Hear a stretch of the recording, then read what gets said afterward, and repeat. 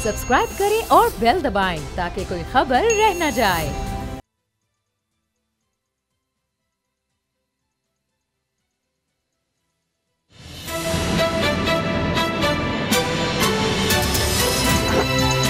अब पता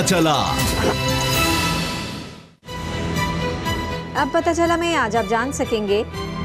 supreme court का हुकूमत सिंध को इनकार, वफाक भी सख्त कार्रवाई के लिए तैयार। एपीसी बिन खिले मुरझा गई, मुत्तहिदा ऑपोजिशन या सिर्फ अपनी अपनी टेंशन। पेशावर वालों को मुबारकबाद, बीआरटी आखिर चल ही पड़ी। शराब परमिट के बाद असासाजात का चर्चा, वसीम अकरम प्लस अब होंगे माइनस। बिस्मिल्लाहिर्रहमानिर्रहीम, अस्सलाम वालेकुम। मैं हूं मोहम्मद उसामा गाजी और आप देख रहे हैं अब पता चला। खबर यह है कि सुप्रीम कोर्ट भी सिंध हुकूमत पर एतबार करने को तैयार नहीं। आज सुप्रीम कोर्ट ने सिंध हुकूमत की यह दरखास्त मुस्तरद कर दी कि नालों की सफाई का काम एनडीएमए से लेकर सिंध हुकूमत के सुपुर्द किया जाए। अदालत के रिमार्क्स ये थे कि अगर सिंध हुकूमत सफाई कर रही थी तो फिर एनडीएमए को आने की जरूरत क्यों पड़ी। चीफ जस्टिस बरहम थे कि 2 नालों की तस्वीर दिखाकर कहते हैं कि कराची साफ कर दिया। कल अदालत के रिमार्क्स थे सिंध में माफियाज की हुक्मरानी है और हुकूमत सिर्फ इंजॉय कर रही है। यह बात कड़वी बहुत है मगर सच यही है। सिंध और पीपल्स पार्टी का ताल्लुक बड़ा अजीब है। सिंध के बासियों ने हमेशा पीपल्स पार्टी का दामन खैर से भरा, मगर इस मोहब्बत का सिला इन्हें क्या मिला। थर में भूख से बिलखते मरते बच्चे पूरे सूबे को छोड़ें, सिंध हुकूमत से तो सूबाई दारुल हुकूमत कराची नहीं संभल रहा। बिजली की फराहमी हो, पानी की परेशानी या फिर सफाई के मसाइल, जिधर नजर दौड़ाएं नाअहलियों, नालायकियों और सियासतबाजियों के सिवा कुछ दिखाई नहीं देता। कराची में बिजली नहीं, जिम्मेदार विफाक है। पीने के लिए पानी नहीं मिल रहा, जिम्मेदार विफाक है। बारिश के पानी की निकासी नहीं हो रही, कचरे को ठिकाने लगाना जान को आ गया है तो जिम्मेदार विफाक है। आज भी सिंध पर बार बार हुक्मरानी करने वाली पीपल्स पार्टी के चेयरमैन बिलावल भुट्टो जरदारी के लबों पर विफाक के खिलाफ शिकायत थी, शिकवे थे, ताने तिश्ने थे। फरमान यह था कि ये सारे मसले उसी वक्त हल होंगे जब विफाक की नीयत साफ होगी। मेरा सवाल सादा है कि सब कुछ विफाक की वजह से है तो फिर आप किस मर्ज की दवा हैं। सुप्रीम कोर्ट ने नैब की कारकर्दगी पर सवाल उठाया तो पीपल्स पार्टी ने एहतसाब पर सवाल निशान लगा दिया। अब वही सुप्रीम कोर्ट सिंध हुकूमत को नाकाम करार दे रही है और आप मलबा विफाक पर डालकर बरी जिम्मा होना चाहते हैं। बिलावल भुट्टो कह रहे थे कि विफाक सिंध से नाइंसाफी कर रहा है। बहुत गलत है अगर ऐसा है, लेकिन अवाम का सवाल यह है कि आप पीपल्स पार्टी, आप सिंध वालों के साथ कौन सा इंसाफ कर रहे हैं।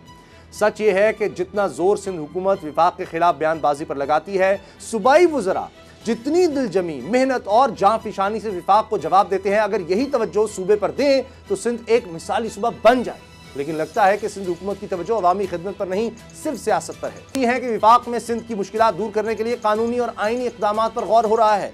बिलावल इसे गैर आईनी और गैर कानूनी करार देते हैं, लेकिन सवाल यह है कि सिंध के अवाम के साथ जो हो रहा है इसकी कौन सा कानून, आइन और जमहूरियत इजाज़त देती है। आज प्रोग्राम का आगाज़ इसी से करेंगे और हमें ज्वाइन करेंगे इत्तेज़ाज़ एहसन साहब, पाकिस्तान पीपल्स पार्टी के सीनियर रहनुमा हैं। बाबर डोगर साहब, ये जो सिंध हुकूमत की दरख्वास्त थी कि जी एनडीएमए को ना दें, हम ये जिम्मेदारी निभाएंगे। 3 महीने सुप्रीम कोर्ट ने एनडीएमए को दिए हैं कि तजावुज़ात भी ख़त्म करें, नालों की सफाई भी करें, तो सिंध हुकूमत ये काम कर सकती है, तो अब इनको क्यों याद आ रहा है। उसामा साहब, 12 साल से सिंध में किसकी गवर्नमेंट है? 12 साल से पीपल्स पार्टी की गवर्नमेंट है। पीपल्स पार्टी का सीएम वहाँ सर है, उनके मिनिस्टर्स हैं, उनका कराची में पीपल्स पार्टी की गवर्नमेंट रही है पिछले 12 साल से, अभी हुकूमत है।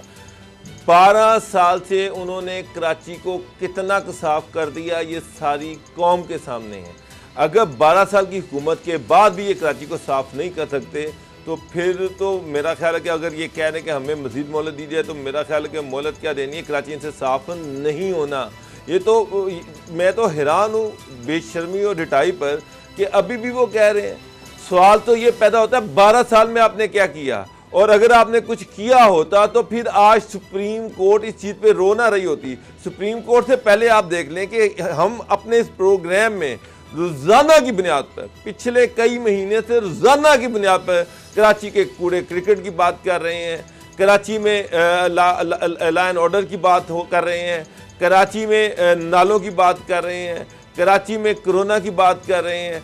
उसामा साहब, पीपल्स पार्टी ने कराची को दिया क्या है? मेरा सवाल तो ये है कि कराची को दिया क्या है? 12 सालों में कराची का कंपैरिजन आप लाहौर से कर लें, कराची का कंपैरिजन पेशावर से कर लें, कराची का कंपैरिजन कोयटे से कर लें, कराची इस मसाइलिस्तान बन गया है। और लगता ये कि पार्टी की गवर्नमेंट को कराची में कोई इंटरेस्ट नहीं है। आपको इस बात में कोई वजन नहीं लगता, कोई वजन नहीं लगता कि विफाक की भी कोई जिम्मेदारी है? वो कोरोना का मामला, वो कहते हैं किस तरह हम इससे निपट सकते हैं, बिजली का मामला हो हम किस तरह निपट सकते हैं, वसाइल नहीं होते सूबे के पास उतने, और विफाक के पास ज्यादा वसाइल हैं, वो पैसे देगा तो होगा, चाहे वो बस रैपिड ट्रांसिट सिस्टम हो, चाहे कराची सर्कुलर रेलवे हो, हर चीज में आप वो कहते हैं कि विफाक की भी जरूरत है। इत्तेजाज अहसन साहब ने हमें ज्वाइन किया। इत्तेजाज साहब, आप क्या कहेंगे सुप्रीम कोर्ट के अहकामात पर कि एनडीएमए के हवाले किया जाए सफाई का काम?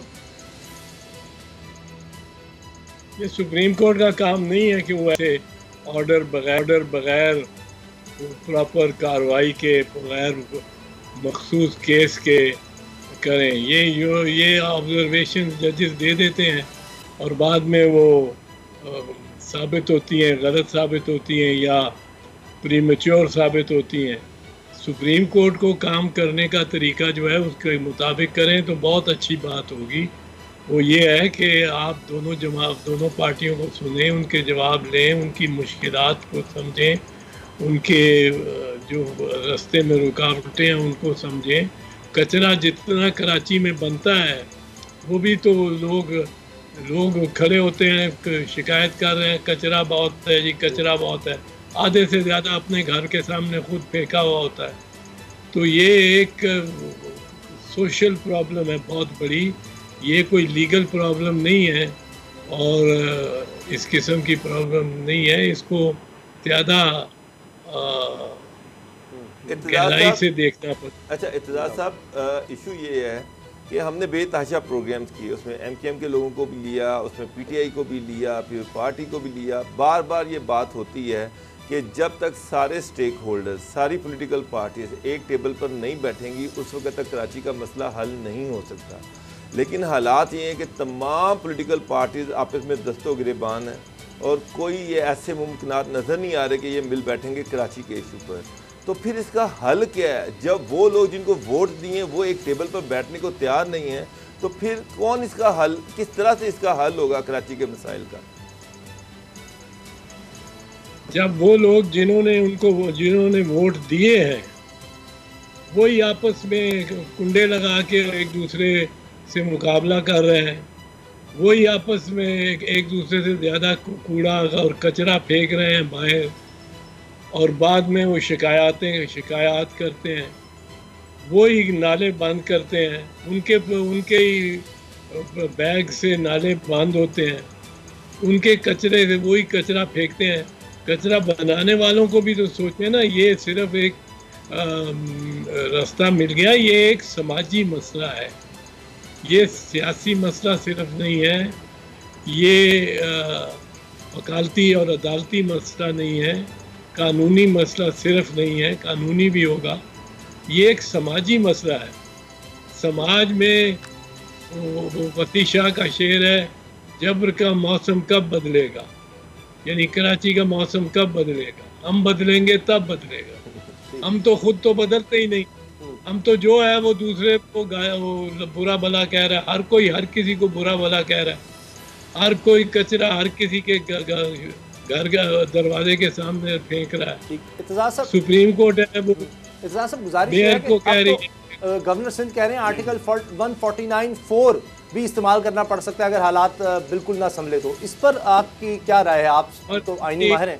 अरे गवर्नर सिंध तो एक जमात के गवर्नर है ना, उन्होंने तो कहना है आइन के तहत ये मुमकिन नहीं है, आइन के तहत सिर्फ 234 है जिसके ज़रिए कुछ कर सकते हैं और उसके लिए उनको अक्सरियत चाहिए दोनों हाउसेस में, दोनों ईवानों में, सेनेट में भी और कौमी असम्बली में और मुश्तरका इजलास में। ये भी नहीं कि अलग-अलग, वो हुकूमत के पास है नहीं तो हुकूमत किस तरह ऐसे दावे कर सकती है, गवर्नर किस तरह ऐसे दावे कर सकते हैं? पहले कानून तो पढ़ लें, पहले ये तो देख लें कि क्या कर सकते हैं क्या नहीं कर सकते। कचरा जितना बनता है उसका भी तो कुछ इलाज होना चाहिए भाई साहब। लोगों को भी इरशाद साहब जो आपने लोगों को समाजी भी मसला बताया कि लोगों की अवेयरनेस, जो कचरा बनाने की फैक्ट्रियाँ हैं, हर बंदा जो कचरा प्रोड्यूस करता है, हर घर जो हर फैक्ट्री जो है वो कचरा प्रोड्यूस करती है, ज़ाहिर बात है वो भी रिस्पॉन्सिबल है, इक्वल रिस्पॉन्सिबल है। लेकिन इरशाद साहब जो कचरा बनाते हैं, जो कचरा फेंकते हैं, उनके खिलाफ भी बेशक जो सज़ा जुर्माना करें, ये बात बहुत अच्छी अवेयरनेस भी होनी चाहिए, लेकिन उसको डिस्पोजल भी तो करनी है ना। उसके लिए भी तो मैकेनिज्म एक मौजूद है। शहरी हुकूमत है, सिंध की लोकल गवर्नमेंट हुकूमत है और वफाकी हुकूमत है। अब जो आपने सुप्रीम कोर्ट की बात की, बिल्कुल आपने वैलिड बात की कि ये सुप्रीम कोर्ट का काम नहीं है, ये बिल आकर हुकूमतों का ही काम है। वफाकी हुकूमत का जो रिस्पॉन्सिबिलिटीज़ है प्रोविंशियल की है या शहरी हुकूमत की है, लेकिन वफाकी हुकूमत ने तो NDMA को भेजा है वहाँ पे और सिंध हुकूमत ने वेलकम भी कर लिया। तो अब सुप्रीम कोर्ट भी सारों को झंझोड़ के कह रही है, डोगर साहब भी कह रहे हैं एक पेज पर बैठने की, तो कराची वालों का मसला किसी को हल करना है ना। तो अपोज कर दिया ना NDMA को, आज उन्होंने अपोज कर दिया सुप्रीम तो कोर्ट। खुद करें या तो फिर या किसी को करने दें। देखे हैं ये मसाइल इस तरह 1960 का मैं आज एक इत्तेफाक से देख रहा था। 1960 की न्यूज़ रील याद है, सिनेमा में पहले न्यूज़ रील चला करती थी, फिर फिल्म ट्रेलर चलते थे, फिर फिल्म चलती थी।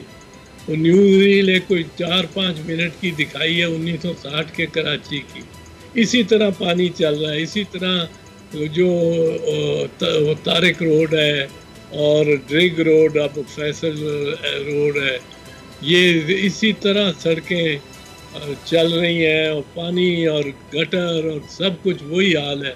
60 साल इसको हो गए, 60 साल में कोई एक जिम्मेदार नहीं है, हम सब जिम्मेदार हैं, हम सब मुजरिम हैं, हम सब इसमें हर इदारा शामिल है। और ये इन 60 साल में से 30 साल तो फौज ने हुकूमत की है, 40 से 60 सालों में 60 साल अदलिया ने हुकूमत की है, अदलिया की हुकूमत रही है। अदलिया हर बात पे खतरे मुतलिक रही है और जो जस्टिस मुनीर जो चाहते थे वो करते थे, जैसे चाहते थे करते थे। जजों ने बड़े बड़े फैसले करके सियासतदानों को ख़त्म कर दिया, तबाह। पर ये सिर्फ जजों का भी काम नहीं है। लेकिन एजाज साहब आपने बड़ी ज़बरदस्त बात की, लेकिन अगर अदलिया की हुकूमत रही है तो पार्लियामेंट ही है ना, वहाँ एक आईनी इदारा है, उसके ने कदगर लगानी है, जो उन्हें रोकना है इनका हाथ ना।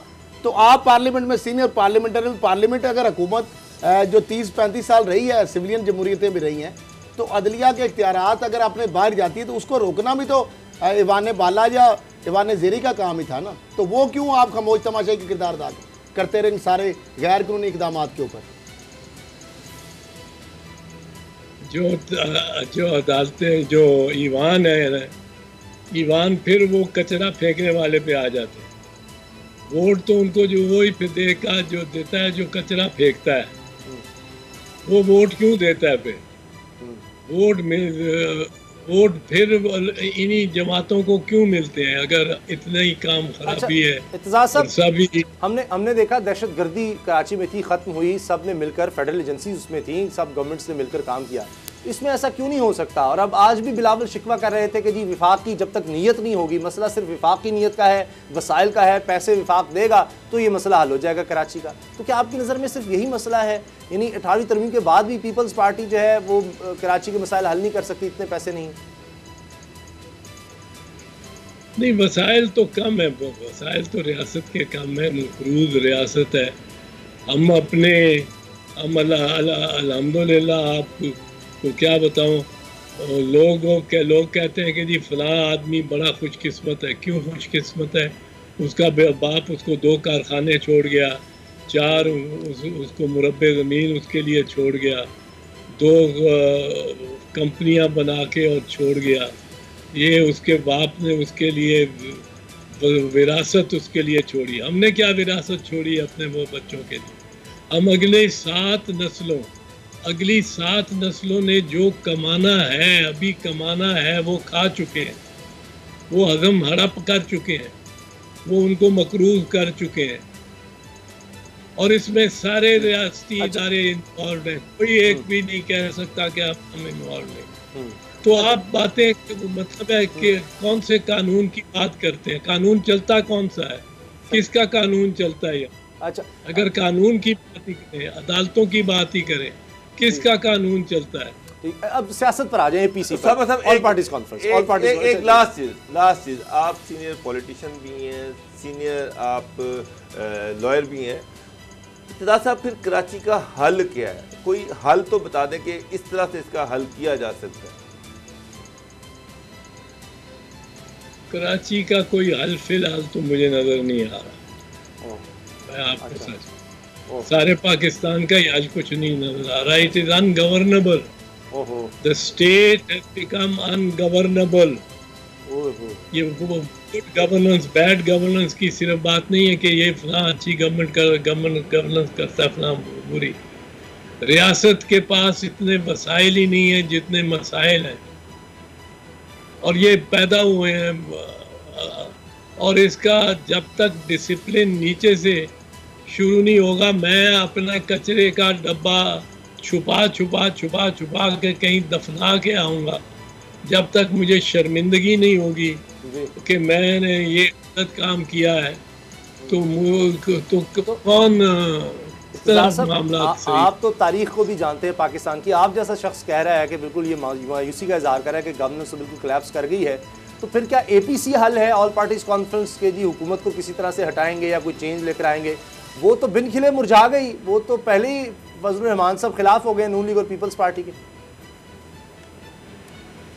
वो एपीसी के तो गुलछरे उड़ा दिए उन मेरा ख्याल है मोटर कारों ने और डालों ने और जीपों ने, जिनमें पत्थर भरे हुए थे, जिनकी डिक्कियों में, और जिनके, वो एपीसी कहाँ रह गई? अब तो दो रावरी है अपनी, चले और चलाओ, ईंटें लेके आओ घर से और मारो और लड़ने आओ। अब वो एपीसी में चचा बैठने को तैयार नहीं होंगे तो भतीजी बैठेगी, भतीजी बैठने को तैयार नहीं होगी तो चचा बैठेगा। यहाँ एपीसी का, मुझे एपीसी से कोई उम्मीद नहीं है। ये नशिस्तन बर्खास्तन वाली बात है इनकी। वो शायद हो जाए, वो शायद कर लें, एक और करारदाद कर लें, लेकिन आप देखें ये जो कल का परसों का वाकया है, आपने एक चीज़ देखी है, कल का भी नोट आपने किया होगा मीडिया के, आज भी देखे होंगे, ऐसा मामला ऐसा बदला है कि जो 200 एकड़ ज़मीन का 8 मुरब्बे लाहौर शहर के 200 एकड़ ज़मीन का किस्सा बीच में से ख़त्म ही हो गया है। चल रहा है कि किसने पहले फायर किया, किसने पहले वो लेज़र गन चला दी। कौन सी लेज़र गन? कोई नज़र ही नहीं आई। मीडिया सारा दुनिया का वहाँ था। रजाक साहब, ये पहली मर्तबा नहीं है। राना सनाउल्लाह साहब ने, शहबाज शरीफ साहब ने, आपको पता उस वक्त भी कहा था कि साना माल्टोन, इसलिए जनाब हमने फायरिंग की और वो पुलिस और गर्दीजा का मुजाहरा किया था कि वहाँ पे असले के ज़खायर थे और बहुत बड़े ज़खीरे थे। हमने नहीं देखा बाद में कोई असला वहाँ से पकड़ा गया हो, कोई एक बंदूक, एक गोली भी पकड़ी गई हो। जी जी। और यहाँ भी आप यहाँ भी देखें, यहाँ बड़ा एक सिंपल चीज़ है। मैं तो सजेस्ट करता हूँ कि बड़ी सिंपल चीज़ है, जितने भी वीडियो रीलें हैं, जितनी भी फुटेज है, वो कोई मतलब है आपके चैनल की है, किसी और चैनल की है, 60 चैनल्स हैं, 40 चैनल्स हैं, सब की मंगवा ली जाए। जितनी फुटेज ये नून लीग देना चाहती है, जितनी, वो सब मंगा ली जाए। ये 5-7 दिन बैठ के 5 बंदे उनके भी डाल दें बीच में, और वो सारा कुछ सामने आ जाएगा। क्योंकि ये ऐसा वाकया था जिस पे कम से कम 7-8 कैमरे हर इंच, हर मिनट पर, हर इंच पर और हर मिनट पर कम से कम 7-8 कैमरे डायरेक्ट लगे हुए थे। तो कोई किसी ने अगर पत्थर मारा है मरियम बीबी के गाड़ी पे, जो कि बहुत बुरी बात है, और उन पे हमला बहुत ही बुरी बात है, और इसको बस रियासत को बड़ा सीरियसली लेना चाहिए। ना रियासत सीरियसली ले रही है, ना नून लीग सीरियसली ले रही है। नून लीग को चाहिए, जिस तरह इन्होंने पहले एक दफ़ा वीडियो निकाली थी, वो वीडियो लेके भागे जाते हाई कोर्ट में, इस्लामाबाद हाई कोर्ट में भागे जाते सुप्रीम कोर्ट में, और फौरन अगर वो दुरुस्त थी, अगर वो बिल्कुल उसमें कोई कत्तो बरीद नहीं हुआ था, तो वो मलिक अरशद वाली, तो वो जाके 5 मिनट में मियां नवाज शरीफ को रहा करा के, बरी करा के बाहर ले आते। इत्तेजाज साहब, आज भी तो कह रही है कि वो फूल थे, पत्थर नहीं थे, फूल थे, और ये टाइगर फोर्स या कोई ऐसे इशारे एजेंसियों की तरफ दे रहे हैं कि उन्होंने ये सारा कुछ किया, टाइगर फोर्स ने करवा दिया है, हमारे लोग तो फूल लेकर आए थे। नहीं, वो जो कुछ भी लेके आए थे, वो फूल लेके आए थे, वो इतर के गिलास लेके आए थे, वो सब कुछ ठीक है, पर हर चीज मीडिया से कवर्ड है, हर चीज। अगर ये इंग्लिस्तान हो या अमेरिका हो, उन्होंने ये खोज निकालना हो कि एक बहुत बड़ी लीडर पे हमला किस तरह हो गया, वो सारी फुटेज कलेक्ट करें, सारी का फोरेंसिक करें, और आपको बता दें कि कहाँ से पत्थर आए हैं और कहाँ से पत्थर चले हैं और कहाँ से वो चली है गन, वो जो कहते हैं मिर्चों वाली गन, मिर्चें, लेजर और मिर्चों वाली। तो ये मामला, और दूसरा वही जो आपने कहा कि 200 एकड़ वाला मामला, अरबों रुपए की अराजी, वो सारा जो खांचे हैं, जो गदर मचा, उसकी भी बात साइड लाइन चली गई। और कल बुजदार साहब 1.25 घंटे वहां पे बैठे हैं, जो अभी सीख रहे थे, 1.25 घंटों में अपने एहसासों की तफसीलात बताना उनको मुश्किल हो रही थी। 12 सफ़ात सवालनामे के हो गए, इतने ज्यादा उनके माशाल्लाह फैमिली, उनके जो सवालात के जी जी। अच्छा इत्तेजाज साहब, साथ इसमें वो भी जो कल वीडियो हमने दिखाई प्रोग्राम में कि मरियम प्लांटेड सवाल करवा रही हैं, एक साफी से मैसेज भेजने के ये सवाल करो, और ये जी अरशद मलिक वाली वीडियो पे मशकूक हो जाती है कि तो प्लांटेड करते हैं सारे काम।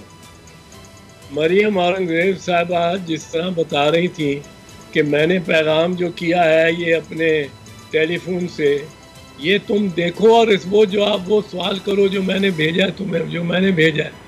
ये लोग बिगड़े हुए हैं, MQM कराची के लाडले हैं, और ये जो शरीफ खानदान सारा है, ये पंजाब का के बिगड़े हुए बच्चे हैं। ये सुप्रीम कोर्ट पे हमला कर दें, चीफ जस्टिस की अदालत पे जाके दावा बोल दें, कुछ नहीं होता। ये मलिक कयूम का बाजू मरोड़ के उसको कहें कि 5 साल सजा दो, बीबी को और आसिफ जरदारी को, इनको कुछ नहीं होता। 3 जज फारिग हो जाते हैं, जज फारिग हो जाते हैं, इनको कुछ नहीं होता। ये मॉडल टाउन में गोलियां चलाते रहे, बरसाते रहे 5-7 घंटे सारे कैमरों के सामने, 11 के 12 आदमी के ज़्यादा काम आ गए हों, इनको कुछ नहीं होता। तो ये लाडले हैं, इनके साथ आज भी कुछ नहीं होना। ये सब बातें करने की हैं। ये जमानत दे के गए हैं, इमरान खान की हुकूमत की जमानत मियां नवाज शरीफ ने दी हुई है कि हम इसका कुछ नहीं करेंगे। ये थोड़ी बहुत तो करनी थी ना, कि अगर आप कैमरे वो शॉट देखें और देखें तो देखा कुछ, अगर वो शॉट जो ड्रोन कैमरा से है, वो तो नीचे 50-60 आदमी लगते हैं सारे कुल, बिल्कुल। लेकिन इनका ये पाकिस्तान में कुछ ज्यादा ही लोग हैं, लाडले भी हैं, बिगड़े हुए भी हैं, सही। उनमें से हैं जो मर्जी कर ले, इनको कुछ नहीं होता।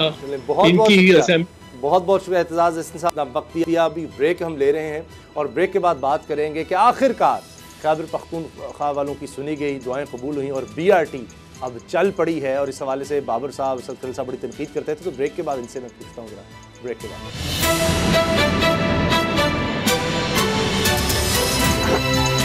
अब पता चला, आ गया शाहकार जिसका इंतज़ार था, इंतज़ार ख़त्म हुआ। खैबर पख्तूनख्वा अहले पेशावर के लिए बहुत बड़ी खबर है, आखिरकार BRT बस रैपिड ट्रांजिट सिस्टम का इफ्तिताह हो ही गया। बहुत बड़ी खुशखबरी है। इमरान खान साहब भी बहुत खुश नज़र आए थे। इसके हवाले से जो अहम चीज़ें हैं वो आपके सामने हम रख दें, उस पर फिर मैं बात करूँगा असद खलील बाबर डोगर साहब से। पहली चीज़ तो यह है कि ये काफ़ी अरसा इसमें लग गया, क्योंकि पेशावर BRT मनसूबे का आगाज़ 2017 में हुआ था, और वज़ीर आला खैबर पख्तूनख्वा उस वक्त थे परवेज़ खटक साहब, उन्होंने इस मंसूबे को 6 माह में मुकम्मल करने का ऐलान किया था।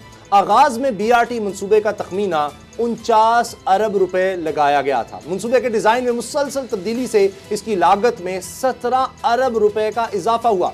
बीआरटी के इफ्तिताह की पहली डेडलाइन 20 मई से 30 जून 2018 थी। बीआरटी के इफ्तिताह की दूसरी डेडलाइन 31 दिसंबर 2018 दी गई। 23 मार्च 2019 बीआरटी के इफ्तिताह की तीसरी डेडलाइन थी। जून 2020 बीआरटी के इफ्तिताह की चौथी डेडलाइन थी। पेशावर बीआरटी मंसूबे में मुबैना करप्शन की बास गश्त भी सुनाई दी और पेशावर हाईकोर्ट ने नैब को बीआरटी मंसूबे में करप्शन की तहकीकात का हुक्म भी दिया था। सितंबर 2018 में सुप्रीम कोर्ट ने तहकीकात रोकने का हुक्म दिया और दिसंबर 2019 में पेशावर हाईकोर्ट ने एफआईए को मुबैना करप्शन की तहकीकात का हुक्म दिया। एफआईए ने रवां साल जनवरी के आखिर में अपनी रिपोर्ट अदालत में जमा करवाई। फरवरी 2020 में सुप्रीम कोर्ट ने मंसूबे से मुतालिक की जाने वाली तहकीकात रोक दी। 2 साल 10 माह बाद बाकायदा तौर पर यह मंसूबा पाया तकमील को पहुंच गया। बीआरटी चमकनी से कारखानों क्रॉसिंग तक 27 किलोमीटर तवील है। शहर के मुख्तलिफ हिस्सों से 5 ऑफ कॉरिडोर रूट्स भी मरकजी कॉरिडोर से मिलते हैं। चारसदा रोड पर कोहाट अड्डा Shah Alam of corridor link 18 kilometre तवील है। चमकनी पुश्ताखाना चौक सेक्शन 19 किलोमीटर तक तवील है। बीआरटी एक्सप्रेस सर्विस मरकजी कॉरिडोर पर सिर्फ 7 स्टेशन पर स्टॉप करेगी। पेशावर बीआरटी का किराया 10 रुपए से 50 रुपए तक है। पेशावर बीआरटी पाकिस्तान का बेहतरीन मेट्रो प्रोजेक्ट है। वजीर आजम ने यह बात मान ली है और कहा मुझे बीआरटी पर तहफ़्फ़ुज़ात थे। वजीर आजम इमरान खान ने आज मान लिया। साथ ही यह भी कहा कि हम गलत और परवेज खटक दोस्त थे। वजीर आजम इमरान खान ने यह बड़ा एतराफ़ आज कर लिया। काफ़ी खुश भी नज़र आ रहे थे। बाबर डोगर साहब, आप बड़ी तनकीद करते थे, अब देख लें आप आज ये मंसूबा शुरू हो गया है और कह रहे हैं कि पाकिस्तान की हिस्ट्री का सबसे बेहतरीन मंसूबा है ये बीआरटी का।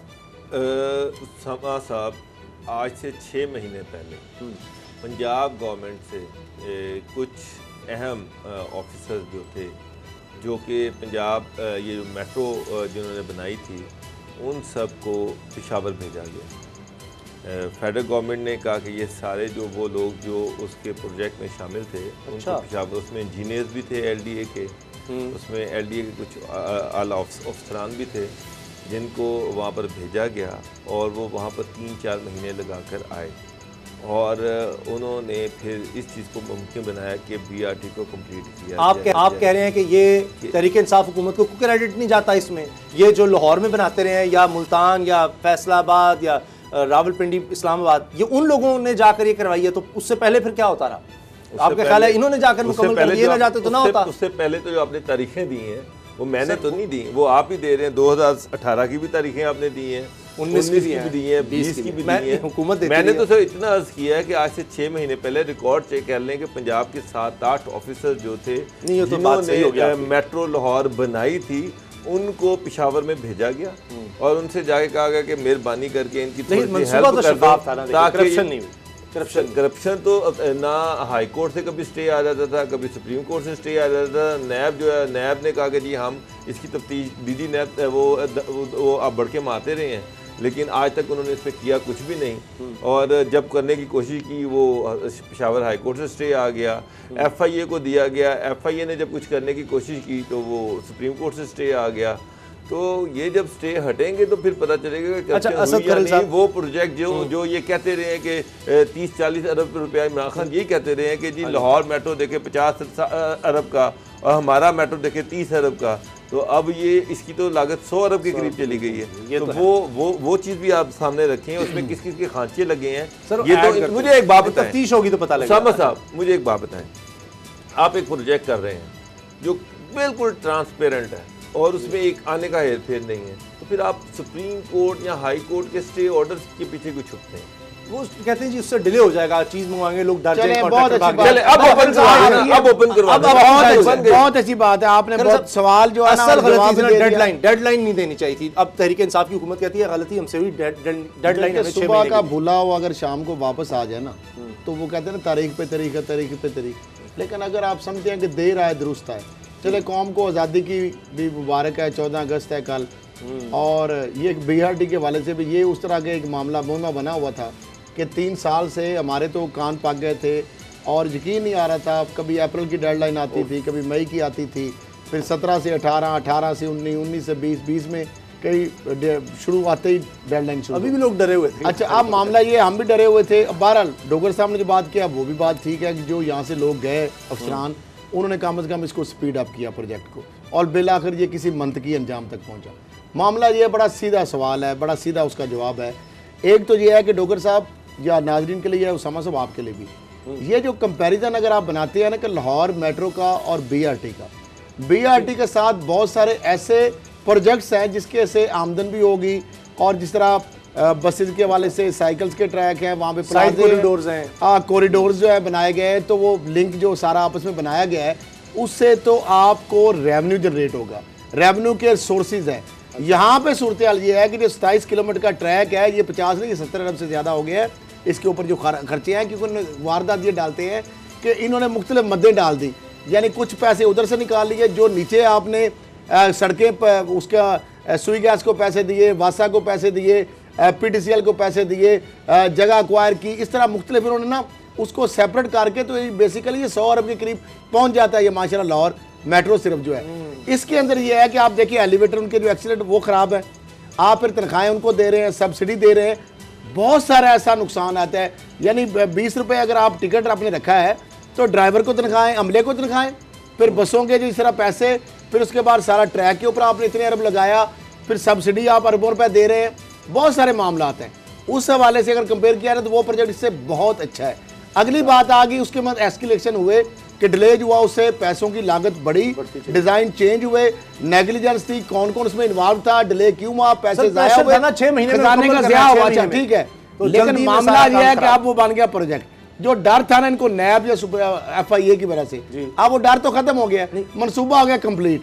अब हुकूमत जो है इमरान खान साहब को जरा हाई मॉरल ग्राउंड जो स्टैंड लेना इधर, और वो कहें कि जनाब चूंकि आप मनसूबा मैंने इफ्तार कर दिया, चल पड़ा है, ठीक है। अब किस जो बंदा भी इसके अंदर इन्वॉल्व हुआ, FIA को वो खुद कहे, हुकूमत को कि स्टे वो खारिज कराए, और FIA नैब से इंक्वायरी कराए, कर सकते हैं कि दूध का पानी है। चीनी स्कैंडल का भी नहीं कहा था। मैं आपको एक बात बताऊं, तो फिर अगर वही बात है तो फिर मैं आपको बताऊं, आप पीपल्स पार्टी और नून लीग को तनकीद नहीं कर सकते। एक और सुन लें, जिस तरह तहरीक इंसाफ जिस पार्टी का नाम है, इशू ये है कि वहाँ पर 3-4 ग्रुप थे जो कि इसके ऊपर आंख रखकर बैठे हुए थे BRT पर।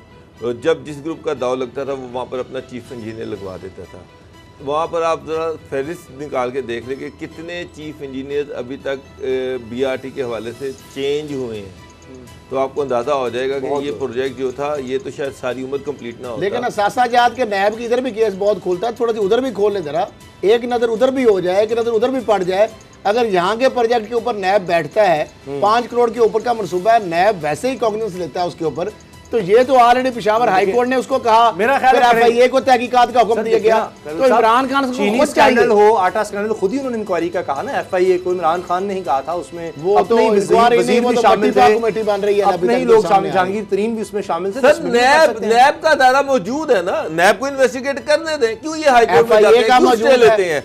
मसला ये है कि जब तमाम मेट्रो का, ऑरेंज लाइन का और तमाम बड़े बड़े प्रोजेक्ट का नैब जो है वो ले रहा है, नैब उसकी इन्वेस्टिगेशन कर रहा है, तो BRT भी मेट्रो की कहा यार रिकॉर्ड किधर गया, बड़ी लंबी कहानी है, दास्तान है यहाँ पे दुख की कि मुल्तान मेट्रो तो जला दिया गया, लाहौर मेट्रो के साथ, इससे पहले BRT जला दिया गया, मेट्रो में सारा नैब के अंदर केस पड़े हैं, वो अलमारियों में पड़े हैं, गर्द वहाँ पे जम रही है। अच्छा, यहाँ पे भी यही मामला। एक बहुत ही अहम खबर यह है कि भारत की तरफ से पाकिस्तान पर बड़ा एक अटैक किया गया था, साइबर हमला किया गया जिसको नाकाम बनाया गया। DG ISPR ने इस हवाले से मज़ीद तफसीलात भी दी हैं और भी बातें कही हैं, उसकी बात करेंगे इस ब्रेक के बाद।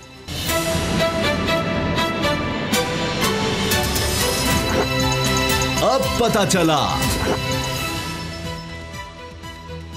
रावलपिंडी में मेजर जनरल बाबर इफ्तिखार साहब DG ISPR ने एक प्रेस कॉन्फ्रेंस की है, नहायत ही अहम। जिस तरह आपको पता है कि कल रात भी ये खबर आई थी, ISPR ने इसके बारे में बताया भी था कि भारत की तरफ से साइबर हमला किया गया जिसको नाकाम बनाया गया।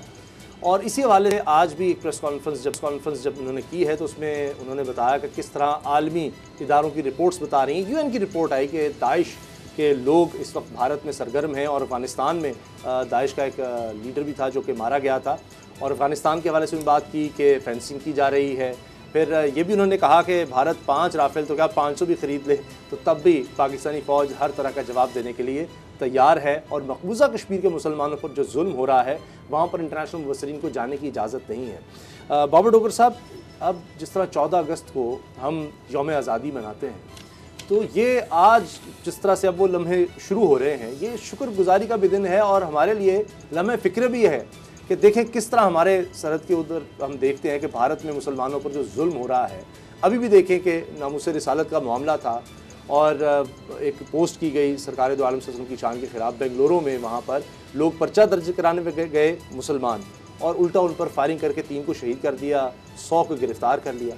तो आज़ादी नाम की किसी तरह की मुसलमानों के लिए भारत में कोई चीज़ नहीं। उसामा साहब, कश्मीर में जो मुसलमानों के साथ हो रहा है, हिंदुस्तान में जो मुसलमानों के साथ हो रहा है, जिस तरह का सलूक उनके साथ किया जा रहा है, जानवर जैसा सलूक किया जा रहा है, आज भी हिंदुस्तान में मुसलमान ग़ुलामी की ज़िंदगी बसर कर रहे हैं। उनको देखकर ये एहसास तो होता है कि आज़ादी एक बहुत बड़ी नेमत है, अल्लाह ताला का एक बहुत बड़ा अतिया है। अल्लाह ताला जब आज़ादी से नवाजता है, जो कि हम आप देखिए कि जिस तरह जो हम जिस तरह ज़िंदगी गुजार रहे हैं, बड़ा शुक्र। इंडिया के मुसलमान तो ये तसव्वुर भी नहीं कर सकते। जहाँ तक रही हिंदुस्तान की बात, हिंदुस्तान में अब बीजेपी की गवर्नमेंट है, मोदी की गवर्नमेंट है और मोदी की गवर्नमेंट जो है वो एक फासिस्ट गवर्नमेंट है। उन्होंने इंडिया में माइनॉरिटीज़ की जो ज़िंदगी है उनको अजीरन करके रख दी है। और ISPR में जो आज ब्रीफिंग दी गई उसमें बड़ा बिल्कुल सही बात की गई है और खुल के बात की गई कि पाकिस्तान के अंदर हिंदुस्तान दहशतगर्दी करवा रहा है, हिंदुस्तान में दहशतगर्द ग्रुप जो हैं वो पनप रहे हैं, कश्मीर में एक दहशतगर्दी करवाई जा रही है फ़ौज के ज़रिए से भी, और जो उनके अपने हिंदुत्व के लोग हैं उनके ज़रिए से भी दहशतगर्दी करवाई जा रही है। भारत में खुले आम सरे आम मुसलमानों पर तशद्दुद किया जा रहा है, मुसलमानों को मारा जा रहा है और हुकूमत जो है वो दहशतगर्दों के साथ मिली हुई है, उनकी पुष्ट पनाही कर रही है। इशू ये है कि पाकिस्तान को सिर्फ आइडेंटिफाई नहीं करना, हमने सारी दुनिया को बताना है भारत का असल चेहरा, मकरू चेहरा, गंदा चेहरा, दहशतगर्दी वाला जो चेहरा है वो सारी दुनिया के सामने रखना है कि ये वो इंडिया है, ये वो लिबरल इंडिया है, सो कॉल्ड लिबरल इंडिया, जो कि जहां पर माइनॉरिटीज जो हैं वो जिंदगी के लिए भीख मांगती फिर रही हैं। वहां पर आप देखिए कि जिस तरह से आपने कहा कि किस तरह से तौहीन रिसालत की गई और जब पर्चा दर्ज कराने गए तो वहां पर उनको मार दिया गया, उनको शहीद कर दिया गया। वो मरे नहीं सामा था, वो शहीद है सारे। जिसमें मैं तो ये है कि ये चेहरा दुनिया के सामने बेनकाब किया जाना चाहिए, मुस्लिम वर्ल्ड के सामने बेनकाब किया जाना चाहिए कि जनाब ये है असल इंडिया। और वो मुसलमान ममालिक जो इंडिया के साथ बिजनेस करने के लिए मरे जा रहे हैं, उनको ये चेहरा दिखाना चाहिए। मुझे नहीं पता नहीं क्यों उन लोगों को, उन ममालिक को हिंदुस्तान का ये चेहरा नजर नहीं आ रहा। वो किस तरह से हिंदुस्तान के साथ ट्रेड करेंगे, किस तरह से वो पैसा जो हिंदुस्तान से कमाएंगे वो अपने बच्चों पर लगाएंगे, अपने फ्यूचर पर लगाएंगे। असद खरल साहब, ये जो हमले हुए, कराची स्टॉक एक्सचेंज पर हमला, चीनी कौंसल खाने पर हमला, सबके ताने बाने भारत से मिलते हैं और भारत असला खरीदने वाले ममालिक में सर फहरिस्त है, मतलब असला जमा करता चला जा रहा है। बिल्कुल। अभी हालिया अगर आलमी रिपोर्ट की बात करें जिसमें इंकशाफ भारत के अंदर दहशतगर्दी के जो ग्रुप हैं, दहशतगर्द ग्रुप्स हैं, उनकी निशानदेही, और जिस तरह आपने कहा कि स्टॉक एक्सचेंज का हमला हो, चीनी कौंसल खाने पर हमला हो, साना APS का हमला हो, उसके ताने बाने जो इंडिया से मिलते हैं। फिर असला खरीदार जो उसको जुनून है, जंगी जुनून है, जो असला खरीदारी के वाले से सबसे ज्यादा फहरिस्त जो है दुनिया में भारत में ममालिक है। असला देख लें आप। अच्छा, असला खरीद रहा है, लेकिन असले के जोर पर जंगें नहीं लड़ी जाती। DGSPR general major general Babar Iftikhar ने कहा कि वो 500 की बजाय 5 की बजाय अगर 500 भी राफेल खरीद लें त्यारे तो उससे क्या फ़र्क पड़ता है। इसराइल से वो टेक्नोलॉजी खरीद रहा है, त्यारे खरीद रहा है, राफेल त्यारे वो खरीद रहा है, लेकिन उसके बावजूद आपने देखा जिस तरह उनकी दुर्गत बनी।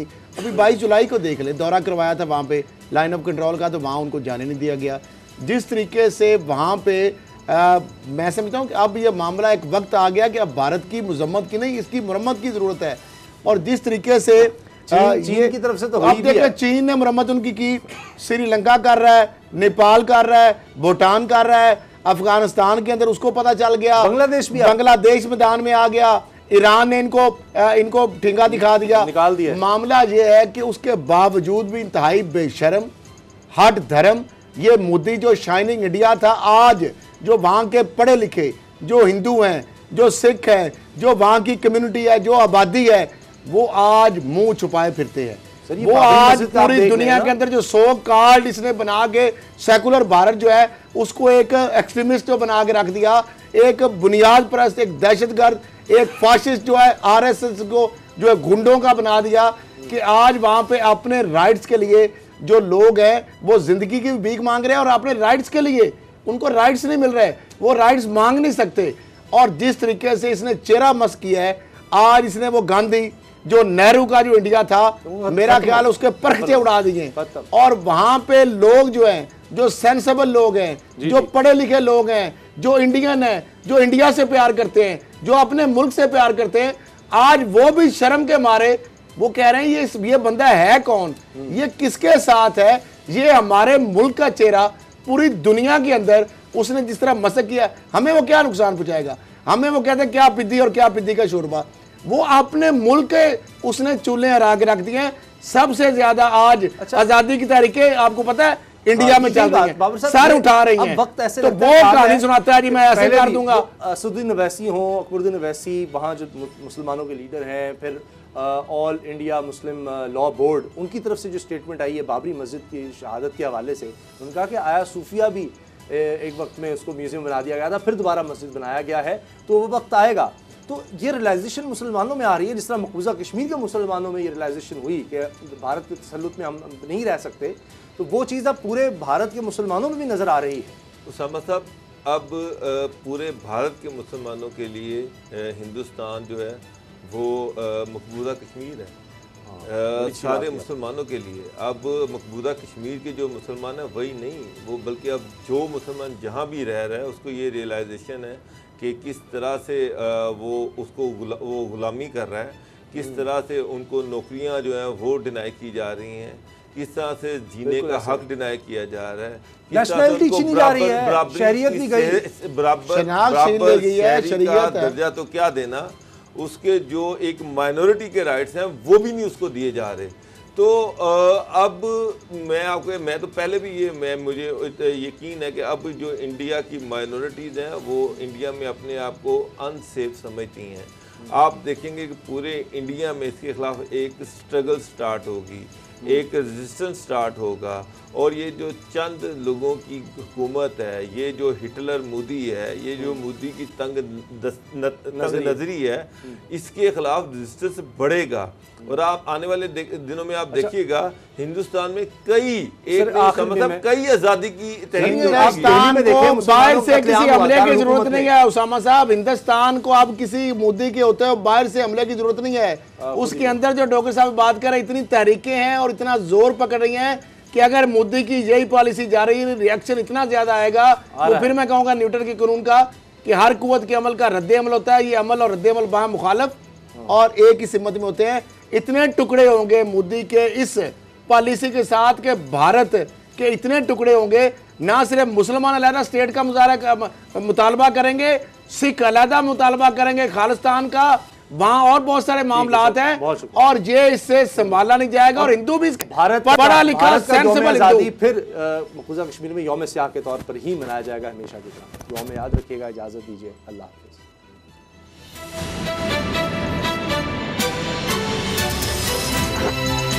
अब पता चला। सब्सक्राइब करें और बेल दबाएं ताकि कोई खबर रह न जाए।